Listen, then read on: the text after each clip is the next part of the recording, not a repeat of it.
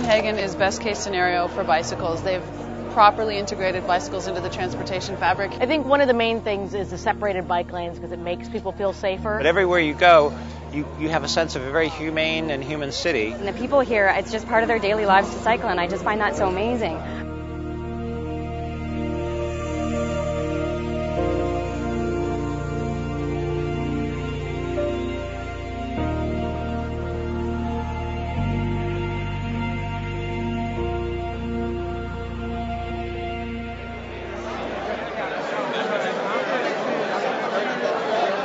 The fact that there are around about 100 people here from North America, from the US and Canada, I think is cause for optimism, because I think one of the things we've lacked in the US is the real belief that this stuff actually works. We've been sort of making it up and saying Copenhagen's like this, but until you really see it and touch it and feel it for yourself and you ride the streets of Copenhagen during rush hour, it's really hard to believe. They have created a system where every single road works for bicycling. Some of them are quiet streets where you just ride right on the street. Some of them they have painted bike lanes, but more often they have cycle tracks, which are these elevated bike paths. It's only 2 or 3 inches of elevation with a little bit of curb and some asphalt filled in, but the difference that it makes is really profound. They've really made safe facilities, comfortable facilities, facilities that are welcoming for people of all skill levels. What you do have is a lot of cargo bikes that are often moving slower. You've got a mom or dad pedaling 1, 2, sometimes 3. I've seen children in the cargo bikes, and that slow speed is not only accommodated, but it's almost celebrated. A lot of times in the U.S., when you're riding your bike, you feel almost like an outlaw. You feel like, can I just find a little tiny bit of space for myself? Here, you feel like they're just laying out the red carpet for you. In American cities, when you come to a really busy street, that's when you really tense up and you wonder, can I get across this street? When you come to a busy street in Copenhagen, you say, oh, good, I know I'm going to find a cycle track here and it's going to be a quick route and I'm going to be where I need to be in 5 minutes. I mean, what a difference from just about any place else that I've been.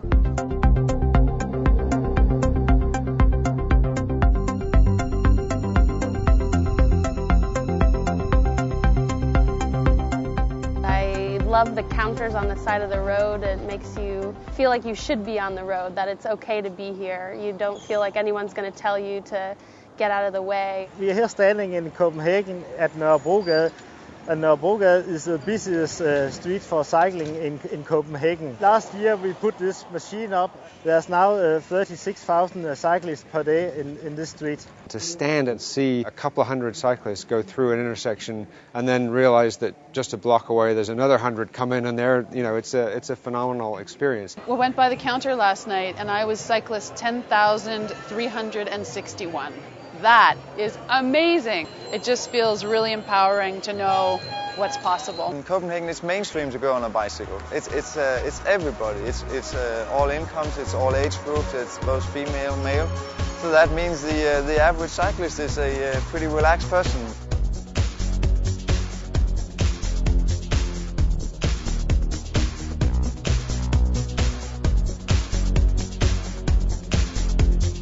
I've heard from some of the Copenhageners that it's 55% women biking here in the city, which is really impressive, and it feels like that. One of the main things is the separated bike lanes because it makes people feel safer, and the slow speeds of cars also makes people feel safer with their kids. You see just like these buckets of kids. The cargo bikes, your child's in the front with you. You can put your groceries in there. You can just totally utilitarian, everyday kind of stuff. Why wouldn't you ride? Why wouldn't women and children ride here? It just seems so practical and so obvious. You see these women wearing skirts and dresses and high heels and just pedaling around. They obviously feel comfortable taking their kids on bicycles. The one thing that I've noticed here are a lot of really little bikes, and they're like 4-year-old kids, and they ride a straight line and they're super on it, and they ride better than most American adults. The kids have training at schools in the third year, third grade, and again in the 9th grade, and they have to do proficiency tests on the bike lane signaling and all that stuff. And my son, who's 8, he was riding on the bike lanes to kindergarten with me, or to daycare when he was 3.5 with his training wheels, riding along. And it's just the way it is. You have to. It's a practical solution. The kids have to start riding so you can get around the city.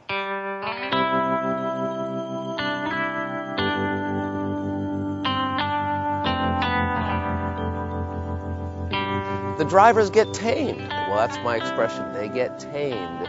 They look before crossing. Lots of intersections I've seen, a car wants to turn right and just sits there waiting while 4, 5, 6 bikes go by, and then when the coast is clear, then they make their right turn. Drivers are so comfortable and familiar what to do around cyclists that even when you remove all the infrastructure in the sense that you're on a street without any bike infrastructure, you still feel very safe. Yeah, there is sort of a driver education component, but the speeds are basically kind of what do it. I think that's what brings people down and people being accustomed to cyclists in general. But you trust them on such a fantastic level because that lady or that guy in the car, they have a bike at home, you know. They were on the bike lanes when they were 5 years old, 6 years old. So we understand each other, but we're all cyclists. The more people ride, the more that motorists expect to see cyclists out there, the safer it becomes, you know, that there's safety in numbers. It's just we've been brought up with this. I mean, I didn't think about all of this till I went to New York, for instance.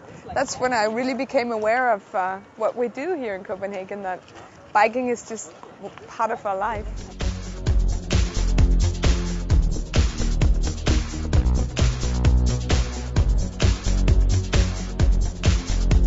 I've never once had to lift up my bicycle. There's ramps at every stairwell. There's places to put your bicycle. It's lovely. You know, one of the things that just is an incredible feeling of freedom here is to roll up to your apartment or a store or a restaurant. You slip the key into that simple little back tire lock, click it, pull the key out, and you walk away. No wrapping a chain around, you know, a tree or a pole. It makes even shorter bicycle trips more possible.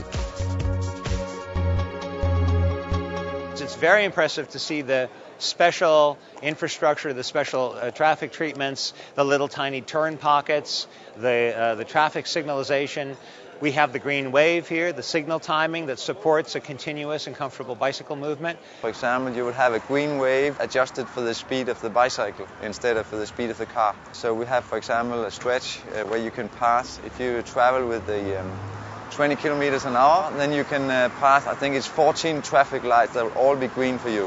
Wherever they're doing construction, you know, road construction, they always drop down these temporary asphalt ramps. You know, so that even if they're just working on it for half a day or a couple hours, you never have a curb where you approach. There always will be a transition. This is the Danish Parliament where I work, and one of our big victories in recent years was that we got about 10-15 parking lots shut down and turned into bike parking. Every morning you'll see parliamentarians, you'll see all the people working in the parliament coming with their bikes, placing them in front of the parliament. This is the most beautiful, wonderful bike city in the whole world.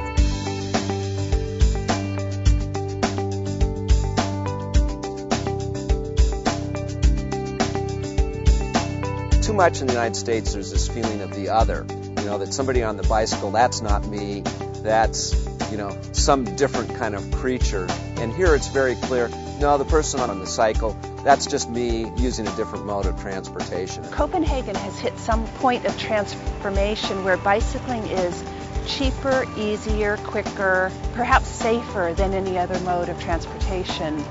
And so it's just what people do. I think if we can succeed in making our streets back home safe and welcoming for moms, for parents bringing their children out, we will have succeeded. The painted bike lane is great for the committed and enthusiast cyclist, but for the next big swath of the population, that isn't going to be enough. We need to find a way to give bicycle riders a place that's comfortable and inviting and has a sense of safety. We don't have that yet. So we need to move on that, and we need to accompany it with promotion and education and explanations. We could do this fairly easily and fairly inexpensively in just about any U.S. city, and the only thing that we would need to do is have the will and the political power to squeeze the cars a bit. We like to say, to sort of put people at ease, that, oh, Copenhagen didn't do it overnight and they took 40 years to get where they are today. We don't have the luxury of waiting 40 years to get to that point in U.S. cities. We have to do it a lot more quickly. To me, it is fantastic to be in a city where every morning when you wake up, you have the feeling that the city is a little bit better than it was yesterday. It's remarkable to have that feeling every morning for 40, 50 years. And that is the KCN Copenhagen.